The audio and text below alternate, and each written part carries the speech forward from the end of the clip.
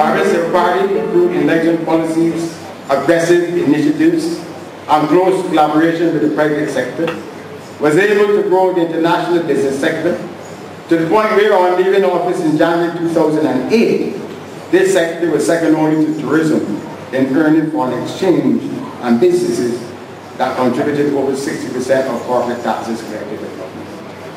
Under the Barbados Civil Party, the battle with the OECD was successfully waged, and Barbados emerged as the only small island developing state on the OECD whitelist. This was one of our greatest strengths on which we could have drawn as we faced this recession. But what is the current status of this sector? According to Wayne Curtin, the CEO of Invest Barbados, during the last 3 years, Barbados has missed out on $1 billion US in investments in this sector and 2,700 jobs from international business and financial information. And let me repeat it, please. Barbados has missed out, he said, on $1 billion US in investment and 2,700 jobs. He indicated that the information was based on the records which Invest Barbados kept about the discussions they had with companies which had expressed interest in Barbados and provided details on the projected investments and jobs that which could have been generated. These investments, he said, did not get off the ground for reasons which included slow responses to applications for incentives, licenses and others, and failure to amend legislation or to pass new legislation to meet the needs of the market. Colleagues, that does not sound as though we had to deal with rocket science. Simple things will come to the ground. But what is worse, we are also losing companies which have been in Barbados for several years. The relocation of companies owned by the family of Mr. Paul Martin, a former Prime Minister and Minister of Canada from Barbados, costing the Treasury 20 million Canadian dollars. To our competitors, Bermuda is and must be a cause of great concern to this country. The BLP government has, by its deliberate actions, totally reversed the momentum of our international business and financial sector. Barbados was once seen as the gold standard for international financial services, and a perfect example of how a jurisdiction could meet international standards for transparency and cooperation while remaining very competitive. Today, Barbados does not meet the standards on the exchange of tax information agreed to by the Global Forum in 2008 and is therefore subject to blacklisting. At the same time, the policies of this government have made it increasingly difficult to do business, and we are now being overrun by our competitors. The absence of a clear strategy for the international business sector starts at the very top.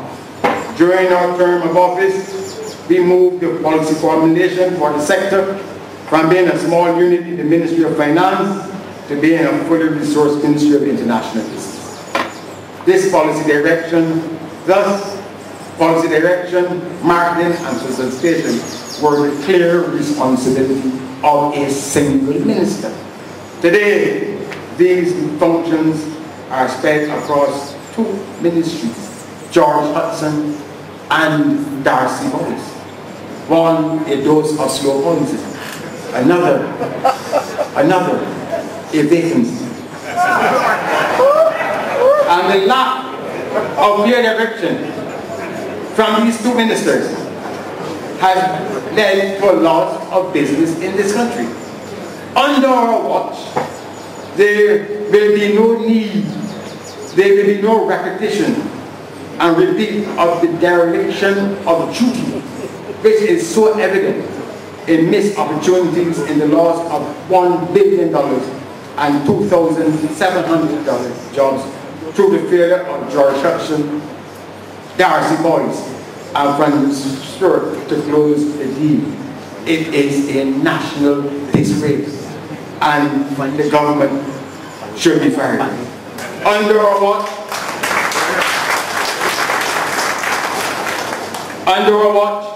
we will continue the reform of the telecommunications sector, which we started by breaking the cable and wireless monopoly and granting licenses to digital televisions. We will ensure that there is access to broadband, high-speed telecoms at affordable cost all across Barbados.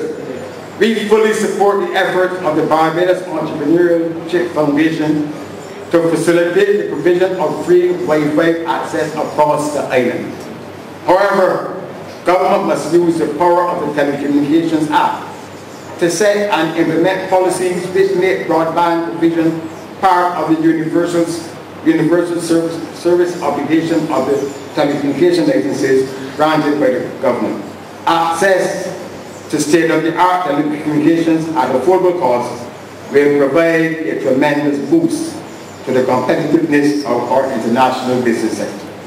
Under our watch, we will not fall asleep at the wheel while under attack from international organizations as the BLP has done.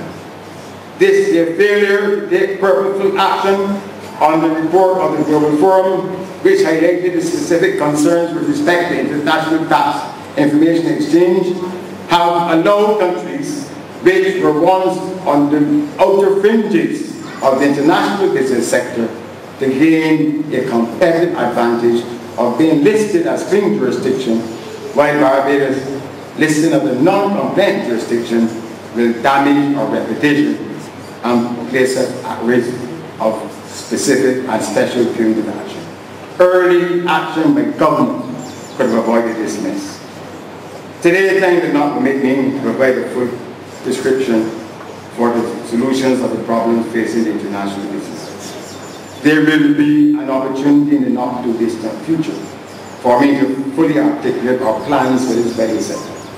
But it is clear in the international business sector, just as in all other aspects of our society, better can be done, better must be done, and better shall be done.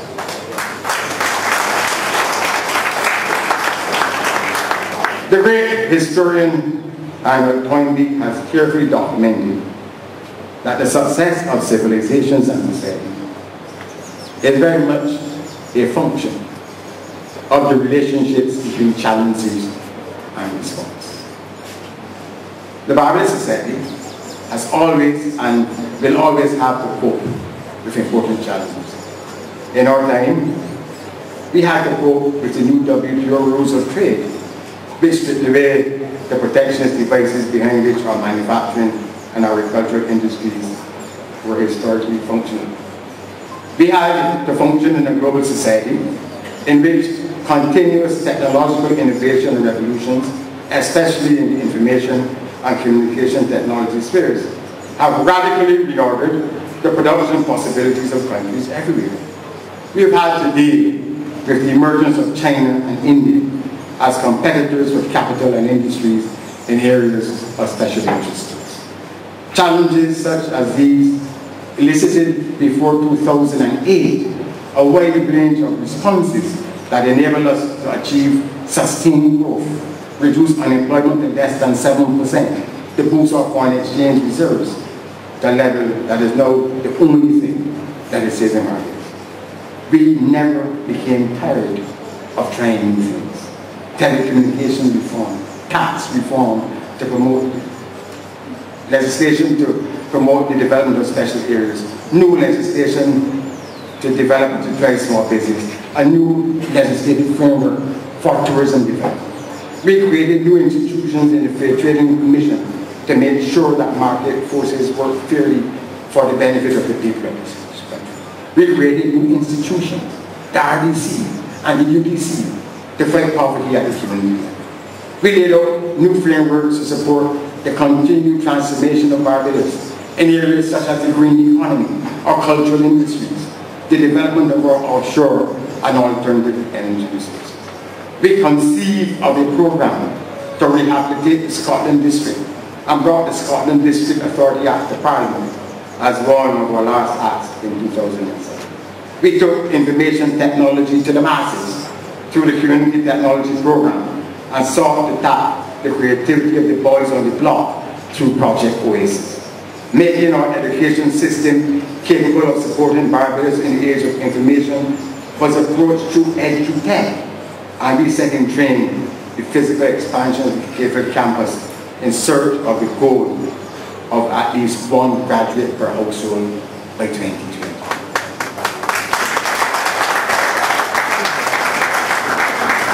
Barbados now faces continuing challenges that require commensurate responses. Nothing has been ventured, nothing has been gained. The BLP administration continues to cite as its major accomplishments free bus fares for school children, summer camps, and the establishment of constituency councils. These alone cannot build a society or an economy. They are manifestations of a government which assumed office without having a clear concept as to how to develop the society or to how to manage the country's social and economic affairs. This deficiency is now pronounced on matters where the people of Barbados need relief and need progress. It is pronounced, especially pronounced, in respect of the fight against inflation. This was to have been job number 1, job number 2, job number 3. The DLP's medium-term development strategy states that its chief policy to fight against price increases will be, and here it is very colleagues, to establish a new state trading agency to take over the importation and the distribution of food in this country. This has proven to be a pipe dream. The DLP policy blundering is also having its most savage impact where Barbadians are hurting the most, meeting the cost of electricity and the price of energy. We saw access to energy products at affordable prices as a critical factor needed to create competitive enterprises and as an absolute necessity required by households to make life comfortable and better. We therefore instituted taxation policies to keep energy prices as low as possible. Taxation on energy products was in fact lower in 2007 than it was in 1993. By contrast, the DLP had viewed energy products merely as a major source of tax revenue. Households and enterprises all across Barbados are facing a special new hardship, not so much because global energy prices have risen. The hardship has ensued from the misguided decisions of this government to impose punitive taxes on energy in such a global environment and to gamble with the purchase of energy products on the futures market. It has also been due to a deliberate action by the DLP which now has to be reviewed. The state-owned Barbados National Oil Company is the main supplier of fuels to the Barbados Light and Power Company which produces electricity. It was reported that the BNOC group of companies made profits of over $50 million for the period ending March 2010, and with the high prices of oil, profits for the year ending March 2011 is expected to exceed $60 million. The government company selling fuel oil to the Light and Power to produce electricity has earned $112 million in profits, while your electricity bills have gone through the sky. The company could immediately pass $35 million over to Barbadians in the form of reduced prices to the Light and Power, and recover, not losses, those reductions over a slightly extended period of time without affecting the viability of this country. Thus, the electricity bills for each comrades of the 85,000 Barbadian households could be reduced by $400 per year or over $30 per month by this measure and this measure alone.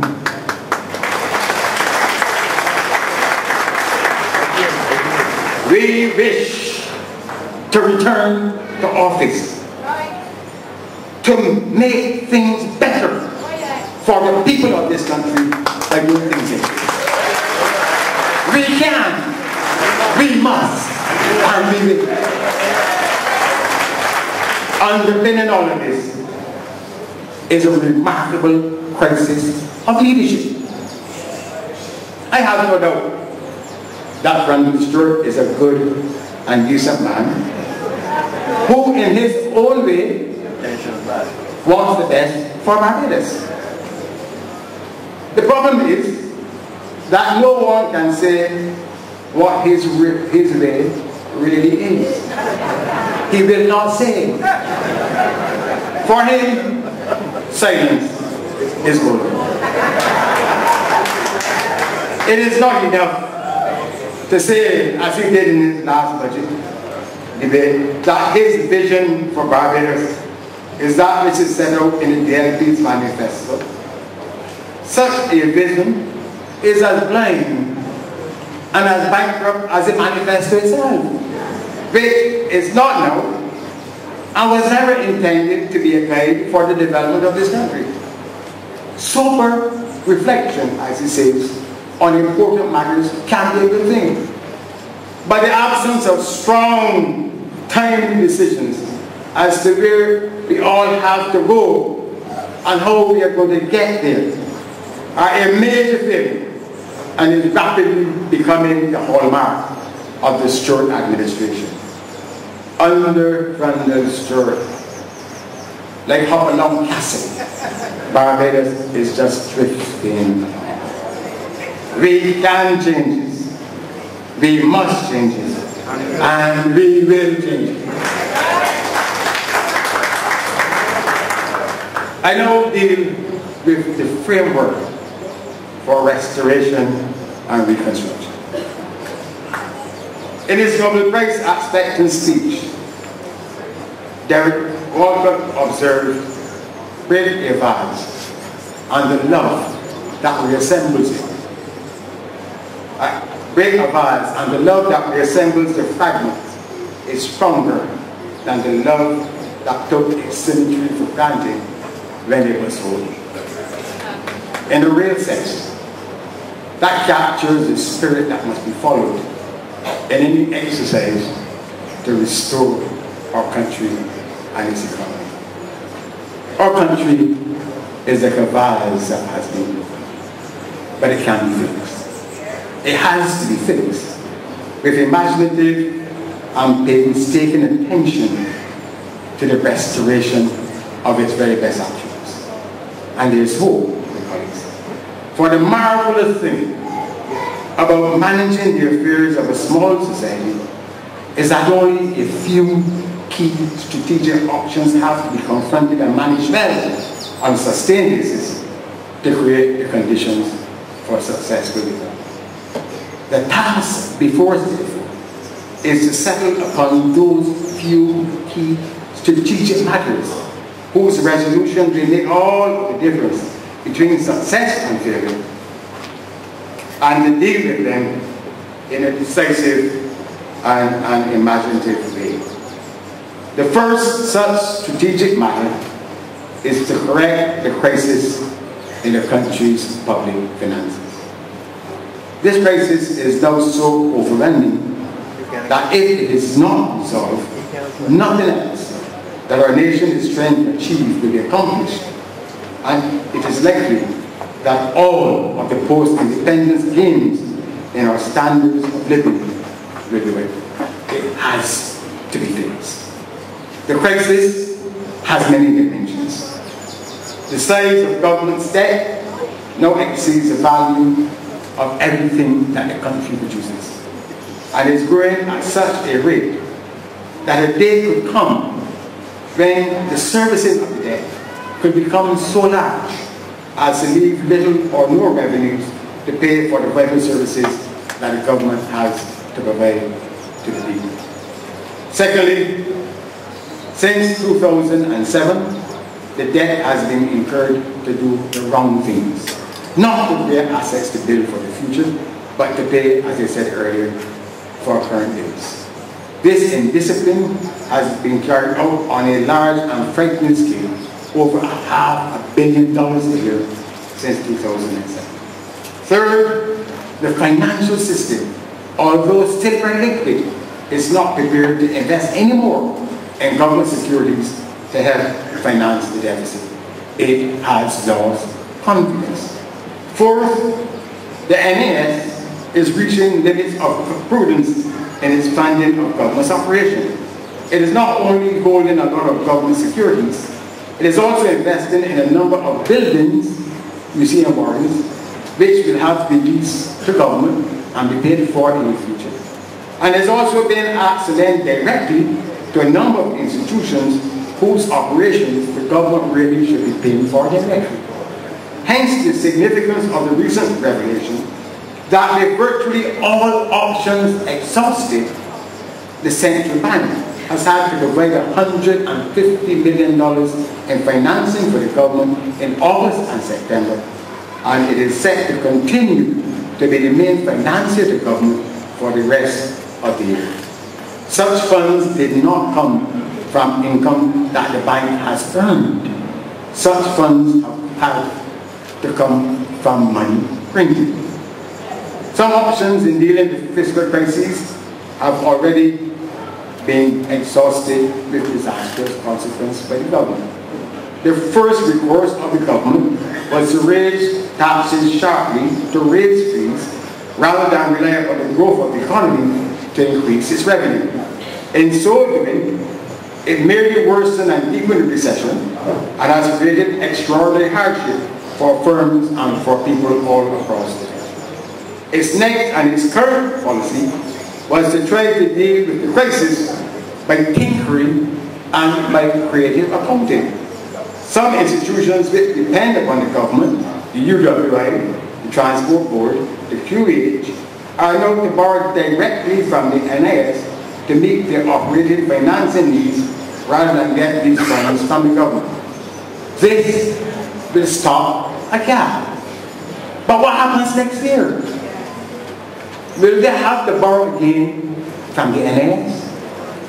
If the level of government support for these institutions is to be capped at the level of funding government is providing them now directly, what adjustments in their provision of services to the public are implied by the policy of the government? And then will these adjustments be laid out to the public? Making adjustments to deal with a fiscal crisis of the magnitude that faces Barbados will require careful and imaginative planning and execution of any adjustments that have to be made, strong discipline to do what has to be done, and the bringing to bear of innovative policies to ensure that the country is not destabilized because a major problem has to be solved. Regrettably, none of this is being done by the BLP administration. First, there is no discipline in this government. Government expenditure has to be curbed, but yet the government introduces a new political football competition purely for partisan purposes, which taxpayers already under pressure have to pay for. Where is the discipline? This kind of rot must stop. The government must have the discipline if it wants Barbadians to accept painful change to weed out the expenditure programs which it has recently introduced purely for its own partisan political advantage. The politics of the fatted calf must end. Secondly, the bungling, the confusion, and the dislocation that have attended recent changes to the drug service to access new delivery strongly indicates that there has been no careful nor imaginative planning and execution of the adjustments that government wishes to make in order to deal with its financial crisis. In each of these cases, the government has had immediately to reverse itself on some of its new policies for the drug service and for enrollment at the UWA. These things happen. You have to reverse yourself immediately on an important matter when you do not know what you are doing. It has also introduced changes to the drug service in a manner that has inflicted maximum harm on the poor and on the vulnerable who truly need the service. This is not the way to govern Barbados. We cannot and must not try to solve the financial problems that the government has foisted on itself by making the poor of Barbados poor. We cannot. The Barbados Labour Party acknowledges that irreparable harm will be done to Barbados if the fiscal crisis is not brought under control. We acknowledge it. Creative accounting, crude and ill-conceived policies, and crude and ill-conceived programs will not get the job done. The time is right for innovative and creative approaches to be applied in addressing the fiscal challenges which this country faces. First, if adjustment has to be made to the access Barbadians have long enjoyed to public funded healthcare and education, the adjustment should not take the form of crude across-the-board cuts, which bear equally on everybody in like fashion. Those who are below the poverty line, those who are below the threshold at which income tax is paid, and special groups of our citizens who face special circumstances such as the disabled must continue to enjoy free access to the services which the government provides.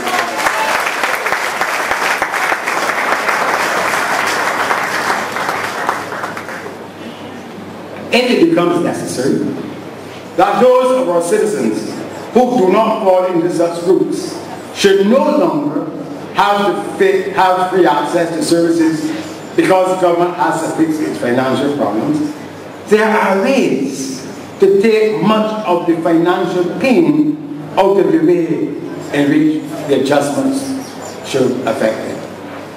If people above the income tax threshold now have to pay for their drugs, they should be allowed to claim any such new spending as a credit against their income. If Barbadians have to pay in the future for healthcare and access to tertiary education, then let us give them new tax incentives so that they can do for themselves what the government used to do for them. Let our people be able to invest in health insurance policies and claim such expenses as deduction against their income tax. Let our people be able to plan for university education of their children by modifying the existing education saving plans which we introduced, but allowing them to claim all contributions to such plans in full against their tax liability, rather than the benefit they now enjoy of relief only from the withholding saving tax. Right now, if we invest in a saving plans for child university education, you get only withholding tax on the interest. I say that you get everything that you invest so that you can plan for the education. And I also want to say that if the government of Barbados now is not able to build and operate new schools or providing new healthcare facilities, why not put in place new incentives that these areas can become attractive for private investment on the condition that some access is guaranteed for the government for classes of persons who the government may wish to have access to such services. Private investors are now building private secondary schools in Barbados. Private investors want to build modern hospitals to provide care that the QEH cannot provide, and to offer services in Barbados that are not available in the rest of the Caribbean. Education and health need not be a problem. Education and health can be made to be growth areas for our economy in the future.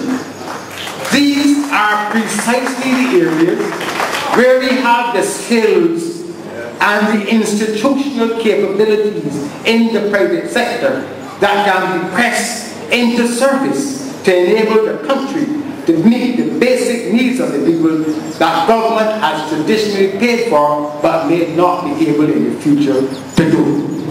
Let us proceed to rescue and restore by converting our problems and challenges into opportunities. We can, we must, and we will.